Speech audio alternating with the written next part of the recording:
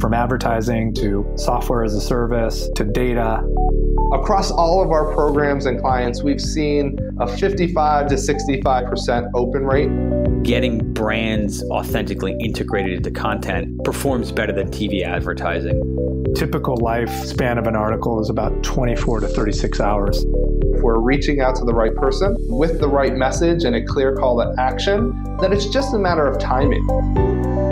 Welcome to the MarTech Podcast, a Ben J. Schaap LLC production. In this podcast, you'll hear the stories of world-class marketers that use technology to drive business results and achieve career success. We'll unearth the real-world experiences of some of the brightest minds in the marketing and technology space so you can learn the tools, tips, and tricks they've learned along the way. Now here's the host of the MarTech Podcast, Benjamin Shapiro. Welcome to Career Day on the MarTech Podcast. Today we're going to learn about the skills accumulated and lessons learned from a great marketer throughout the various stops on his career. Joining us for Career Day is an up-and-comer in the marketing world. Chang is the Global Product Marketing Manager for IBM's Watson Marketing, which is IBM's suite of enterprise-ready AI services and applications. He's also an adjunct faculty of social media and web analytics at NYU and was recently named to Forbes' 30 Under 30 list for marketing and advertising. Prior to his current role, John held a variety of digital and product marketing roles at Stack Overflow, Kickstarter, and General Assembly. Here's our interview with Global Product Marketing Manager for Watson IBM's Marketing, Chang. John, welcome to the MarTech Podcast. Thank you for having me. I'm going to start off by reiterating what I said offline. It's a little frustrating to be talking to someone who is so much younger than me and so much farther ahead in his career. What the heck, man? You're making the rest of us look bad. Thanks. It's very flattering, and I'm excited to share more about my story, but it's not as impressive as it seems, I promise. Well, you've obviously been very successful early on in your career, and kidding aside, we're very excited to have you as a guest on the show. Why don't we start off by talking about how you got into marketing? Absolutely. I have a degree in existential philosophy, and what I found out very early on is that the track to the professional world is fairly narrow with that degree, and instead I ended up applying a lot of other things I learned in undergrad, one of which I was running our music venue. And to do that, I didn't even realize I was doing marketing at the time, but I was trying to fill a 1,000-person venue for shows multiple times a week. And I figured out I was marketing after interviewing for jobs, and people who were interviewing me wanted to focus on that part of my experience, not the 4 years of education that I had just gone through. I have a funny story for you. I interviewed Kip Knight, who has been the CMO and the general manager and the president of a couple very established companies. He was the CMO of Taco Bell, most notably. And the way that his career started was he was at LSU, and when he wasn't able to get into one of the fraternities, he went into essentially the business fraternity at LSU, and his role was to fill the music venue, and he brought in, I think it was the founder of Star Trek, and had to fill the stadium, and that's basically how he got into marketing. So interesting parallel between a more established marketer who has definitely been around the block and a young marketer like yourself. It seems like if you have to fill a music venue early on in your career, you're destined for success. It is absolutely crazy hard to do. So outside of your college experience where you sort of stumbled into marketing through some of your extracurricular activities, tell me about the beginning steps of your career and what were your first roles? My first roles in figuring out marketing was a highly confusing period of time. It was because I really didn't know where to turn to figure out what marketing was. During my first position, I was doing essentially just direct mail, and the scope of marketing that we had defined was so narrow. Then the second role, which I think is most important here, I decided to leave a job at a law firm and then take an internship at the age of 23. My dad was thrilled. And at that point, I worked for a startup, and it was the professor of digital marketing at Columbia Business School. And it exploded my entire mind. And that's where I really figured out exactly what marketing could be if we really explored every individual facet. Just those two experiences were transformational for me. So let's dig a little deeper in there. essentially your first job was working at a law firm where you got some practical skills focusing on one marketing channel, working on direct mail. And then you say you expanded your mind in terms of your understanding of marketing with your second job. What was the reason why you thought that that was such an impactful experience? There's a couple reasons why. One is because of the skill sets I was able to gain. Instead of just thinking that every problem could be solved with the same answer, I was challenged to explore digital marketing, which is the exact opposite. I needed to figure out how to solve the same problem from multiple angles and multiple channels. So I think that alone is something valuable everyone early in their career should realize as soon as possible. But in addition to that, I would say my biggest cheerleader and mentor and best boss has been this one man who I worked for at that time. So in terms of transforming a career, those two things in combination were just so impactful. So you had a mentor from early on in your career who's helping you understand different ways to tackle marketing problems. Tell me about that relationship and how did you sort of formalize your mentorship? It was lucky for me that he was the CEO of the company as well as my manager. And he's just a great guy. I think that's part of the equation. You can't force everyone into being both a manager and a mentor, but the best managers are also mentors. I wish there was something I could give advice about and making this the best formal relationship, but he really drove the whole thing. I think that it was right place, right time. Was there anything that you think you did that helped him want to invest in developing your career? I think so. There's a couple things, especially now in retrospect, a couple things that I think I helped to do. Is one, keeping an open mind. If you have an open mind and are also ambitious, it's much easier for a mentor to be excited and align things. The second part is my beginning of my career was very similar to his in a lot of ways. He worked in the music industry, and then I came from running a music venue. And I think that just on a personal level, we're able to connect in that same way. So you had some similar experiences leading into that relationship, and he was able to help you understand some of the larger strategic ways to approach marketing problems. Absolutely. What was the company that you were focused on? What were the objectives you were trying to achieve? So that company is called Pricing Engine. It was a startup helping small to medium-sized businesses advertise and get into the entire digital sphere. As an employee of the organization, I did a few things. One, I needed to increase the pipeline for the clients. And then in addition to that, I also ran some campaigns for clients of Pricing Engine. One thing to note here, though, is we were one of the first companies in WeWork Labs. And this is at a time when WeWork only had 2 individual buildings in the entire world, let alone however ungodly amount they have now. So being in that space also greatly influenced my career because we were able to sit next to other struggling startups who are willing to exchange my copywriting skills for teaching me how to run an email campaign or teaching me how to code. And it was almost a renaissance of being able to exchange skill sets in a small space.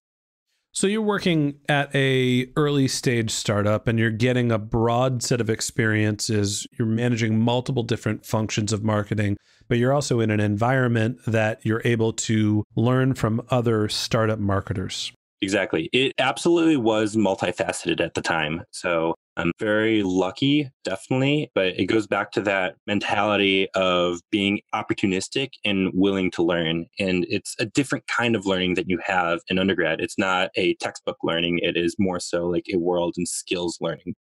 So tell me a little bit about how that experience vaulted you forward. So one of the best ways that it impacted my career was learning skill sets. And I look around so often nowadays and I see marketers who have had very successful careers, but might be struggling a little bit because they lack the technical expertise. And I'm generalizing a little bit here, but I was able to hurdle over that barrier from the very start because of being within that WeWork experience. Okay, so basically you're saying that being in that environment and having the experience to work across multiple different campaigns taught you the skill set of being able to learn new technologies. So how did that apply as you moved outside of the original startup that you worked for into some of the other startups?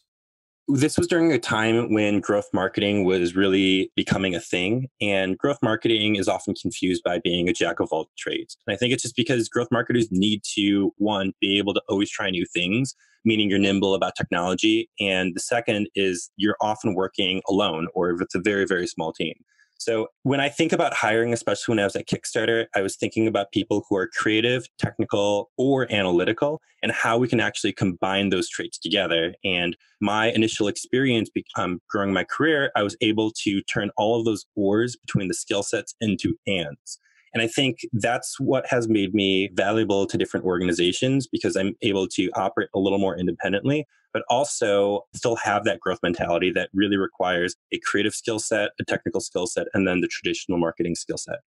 I think that's interesting. We've talked a lot on the show about what the difference between growth marketing and traditional marketing are. And I think that growth marketing, a lot of the times, is another way to basically say it's an innovative approach to product marketing where you're focusing on understanding what is happening within your product to be able to maximize the throughput of the people that are coming to your product, as opposed to traditional marketing is more positioning, building out your products, communicating what your brand stands for.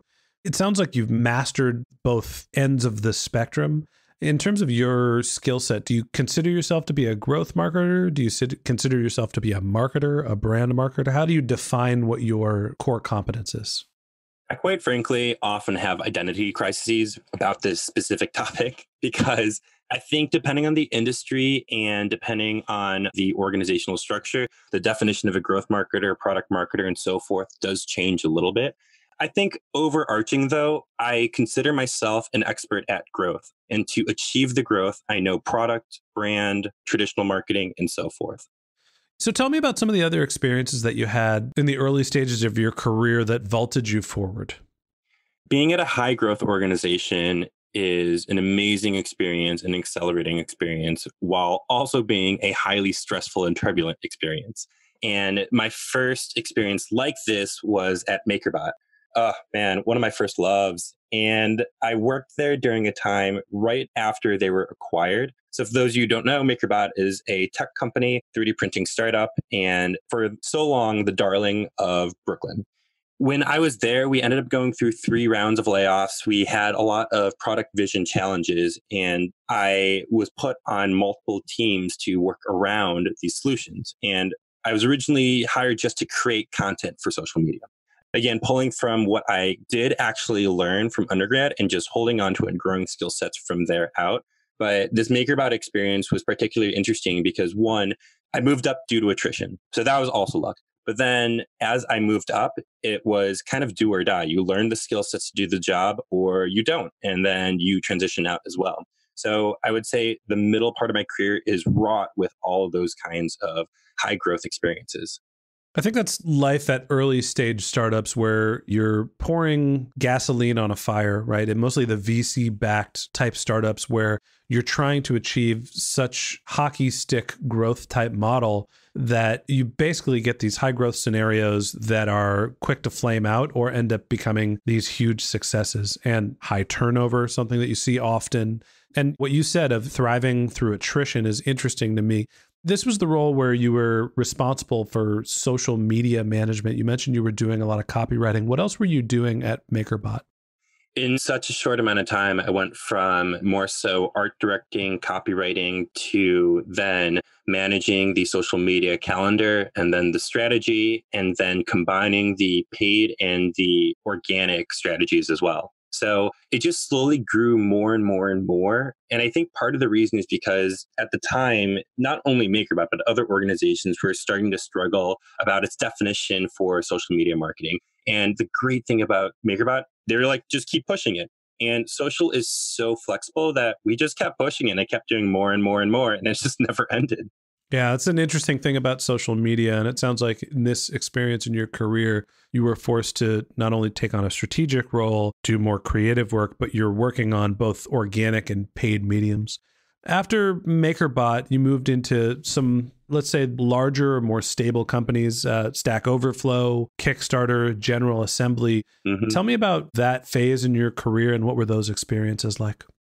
All great experiences, to be honest. At General Assembly, I had a position that also changed, but for approximately a year, I was responsible for launching new products as well as new campuses in new marketplaces, essentially. And it was also very fun to do. It's where I really learned about product marketing. The CMO at the time hired me for what they were just calling a marketing manager position, but what they really meant was product marketing. And seeing how an organization can adopt product marketing for the first time was fascinating. It was highly frustrating at times, but that's part of the reason why I wanted to be there to see how do you actually jumpstart this thing. So I would say that's probably the biggest takeaway. After launching multiple new cities, multiple new products, including online products, I'm decided to go to Stack Overflow. So before we go into Stack Overflow, you mentioned that integrating product marketing at General Assembly was fascinating but frustrating. Why was it both? Why was it interesting and why was it taxing at the same time? Well, I think organizations, and it's not just specific to General Assembly, when, like you were saying, the high growth early stage part of a startup, there are very formulaic ways to do marketing. You raise a round and then it's like, all right, well, we need advertising. We need the highest return on ad spend or the lowest acquisition cost, depending on the objectives. Eventually, there's an oversaturation. You're not just the early one there. So how do you actually go about reorienting your marketing strategy? And that's where you bring a product marketer in because you realize we need better messaging, positioning, and to actually bring our new marketplaces there with full go-to-market strategies. But it's such a tangential model that it really disrupts that original formulaic structure that a lot of startups go into. So what it actually disrupts, one, the organizational and the operations. So I was a person who came in and needed to work with the existing marketing leadership and say, I am now responsible for the messaging and the positioning. I know that you have before, but we need to transition this. There's definitely tension and frustration that happens in all those situations, but I think it's a necessary action for any of these organizations to essentially grow up. The thing that sticks out in my mind is that you went from working at relatively early stage startups and you developed these skills as in social media management, in some product management. I'm using air quotes that you can't see, but as a growth hacker. And then you get to General Assembly, which is in a growth phase. And you're describing the frustration that you felt trying to integrate basically processes into an organization. And to me, that's something I want to stop and call out. And it's logical to me that as companies hit their growth phase, there is a need to build in processes because the team is expanding, because the area of focus of expanding, because the mission is expanding, because there's more pressure on you to scale the organization. And it's not just the core 4 people that are starting the company. You're working at a larger organization, and that always ends up driving some tension in my experience. So tell me about, as you're now moving into these sort of growth stage companies as opposed to the earliest of early stage companies, and you started focusing on product marketing, where do you go from there? Well, one of the reasons why I do love product marketing when thinking about the longevity of my career is it works against my fear. One of my fears is being pigeonholed into just one kind of marketing. And that's a lot of what I was thinking about, really unnecessarily, but I was thinking about it a lot at MakerBot. Will I only ever be a social media person? So I wanted to go into something a little more broad to help me explore. And one thing to keep in mind is that all this time, starting when I was at MakerBot, I've been teaching at General Assembly, teaching a full 10-week digital marketing bootcamp for students. It's 60 hours of in-person instruction around every possible kind of digital marketing. And while I'm doing all of this, I just continue to reinforce in my head, there's a way to do digital marketing that I wholeheartedly believe is the right way. You got to tell me about that. What's the right way to do digital marketing?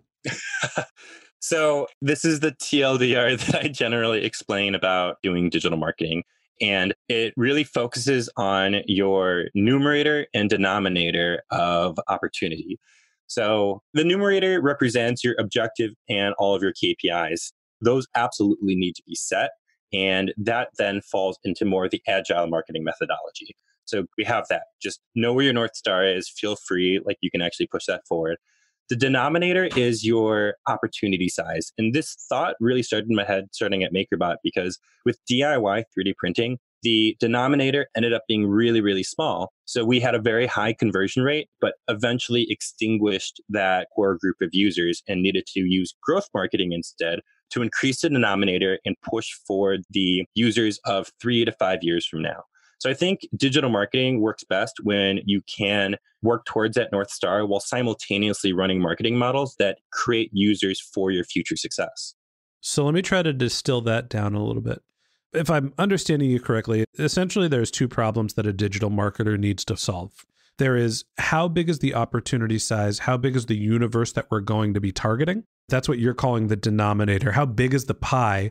And then the numerator is what percentage, what our conversion rate is. So if we're marketing towards a total possible market of 1 million people and the max that we could possibly convert is a 1% conversion rate, there's only, if I did the math right, 1,000 people that we're likely going to convert. And if that's not enough, if you're working on a low average selling price product, you either need to raise your conversion rate or raise the total market size. So that's essentially the balance that you're talking about, is how big is the market? How likely are you to convert the people that are in it?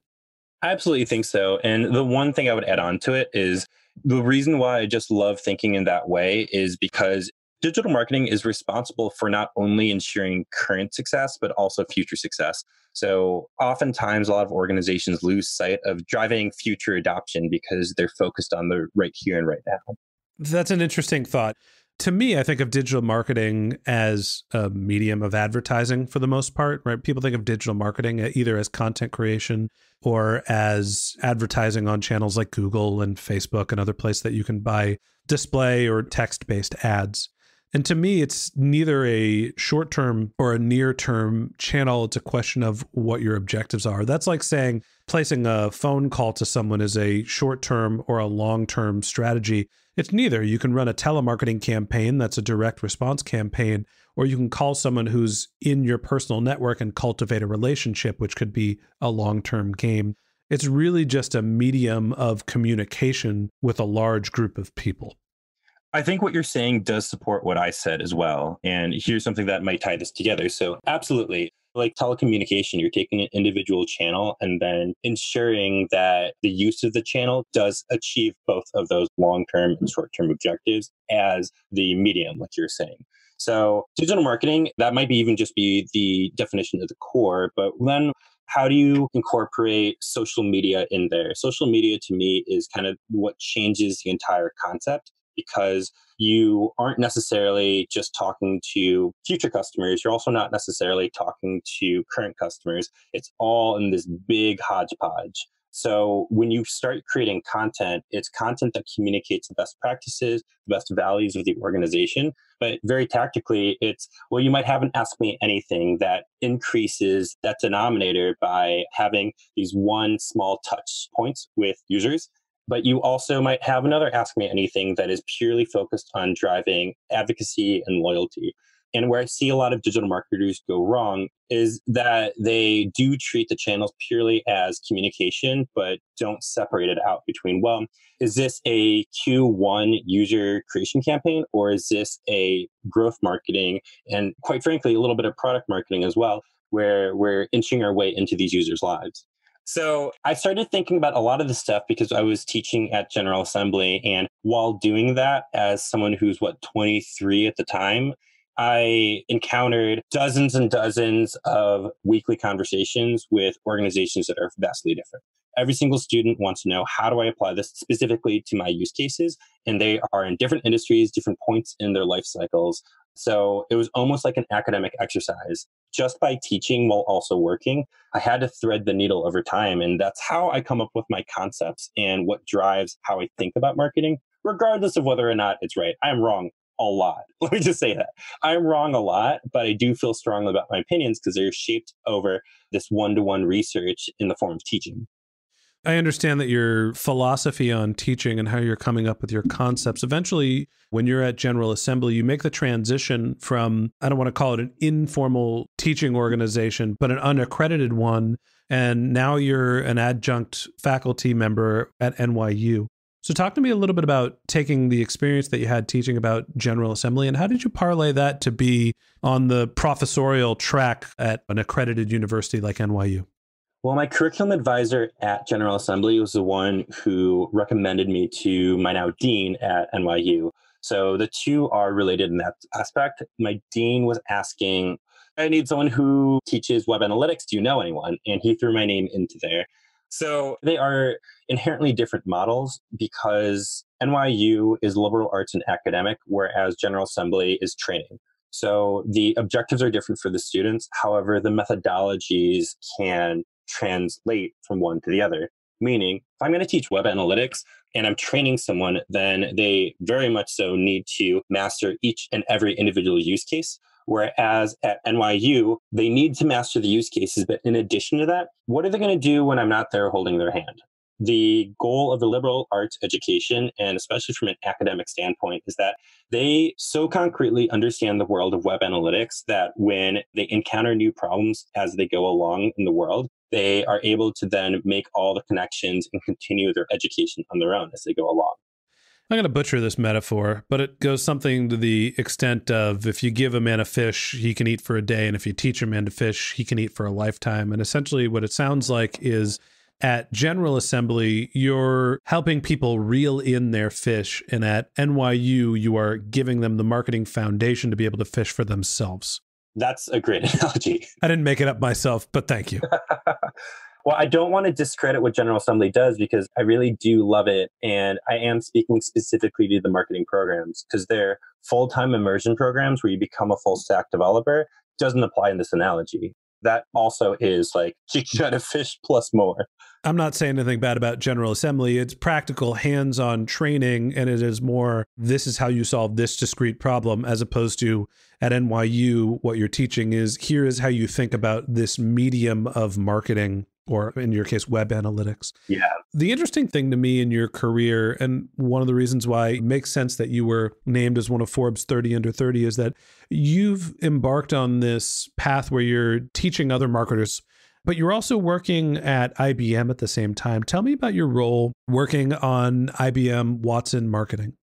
The role is awesome. I am a product marketer for one of the Watson solutions. I mean, Watson is gigantic. It does so much. So there's something like over 100 product marketers that work on each individual facet of Watson. Just wanted to set the framework because what I do is very purpose-driven for a purpose that Watson completes, meaning marketing technology. We have a suite of MarTech products, and I create the positioning, the messaging, and the go-to-market for those. And it's a fascinating product. I thought I even knew so much about it before I joined the organization, but every single day, and given the fact that it's an AI and it does learn on its own, I learned so much more about the capabilities and potential of it. But I love the marketing that I do specifically because even though it's a very, very large organization, our business unit is fairly small. So I feel like I am working with the same mentality and energy of a startup, but with the resources of IBM. Of one of the biggest computing companies and the oldest computing companies in the history of the world. Yeah, I don't know if you've heard of it before. Well, I have. Talk to me about time management. It seems like you've had a lot on your plate between your work as a startup, growth stage companies, you're working as an educator and as an in-house marketer for IBM. How are you able to manage the work that you do on the educational side and as an in-house marketer? With great difficulty. It's just like where you grow and you test your own marketing campaigns. I do it with my career, and there's tons of failures along the way, but it's very stressful and very rewarding. I think that kind of goes into the growth mentality where that's why we do it. So I work a lot, like a lot for that reason. But what's a lot? So right now it's not so bad, but when I am simultaneously teaching, the minimum is like an 80-hour week.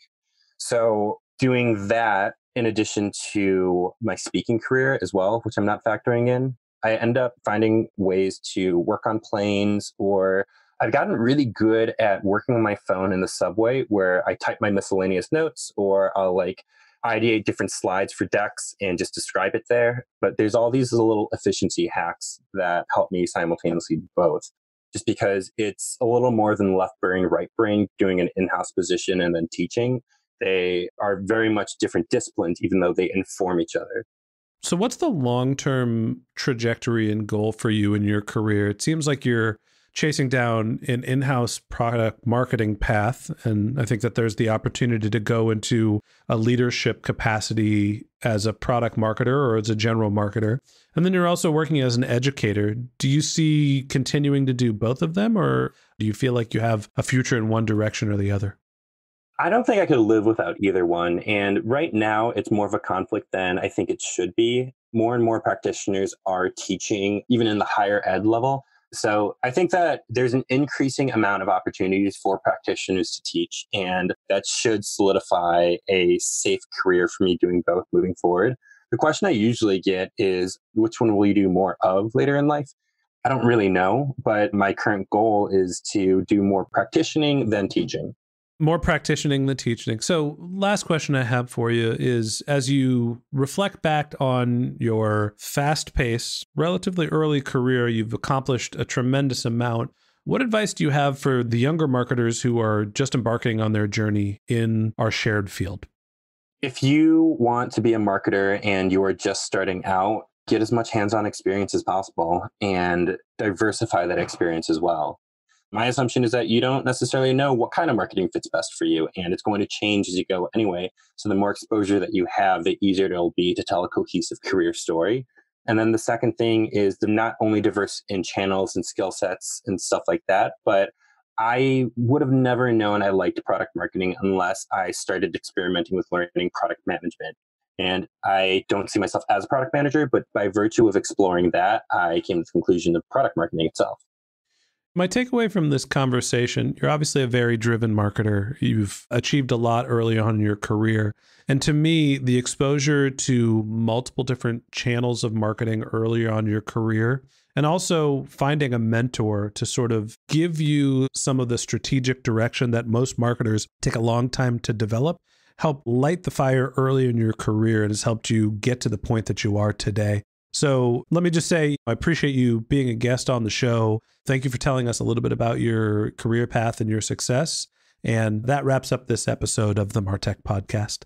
Thanks again to John Chang for joining us. If you'd like to learn more about John, you can click on the link to his LinkedIn profile in our show notes. You can send him a tweet at Changaroo, which is CHANGAHROO, or you could visit his website at johnchang.co. That's JONCHANG.co. If you're a subscriber to the Martech Podcast, thank you for being a member of our community. We always want to hear from you, so we created benjshap.com/question, where you can send us your marketing questions, which we'll answer live on our show. Of course, you can also reach out on social media. My handle is benjshap on LinkedIn and Twitter. That's BENJSHAP. And if you haven't subscribed yet and you want a weekly stream of marketing and technology knowledge in your podcast feed, we've got some great episodes lined up for you. So hit the subscribe button in your podcast app, and we'll be back in your feed next week. Okay, that's it for today. But until next time, my advice is to just focus on keeping your customers happy.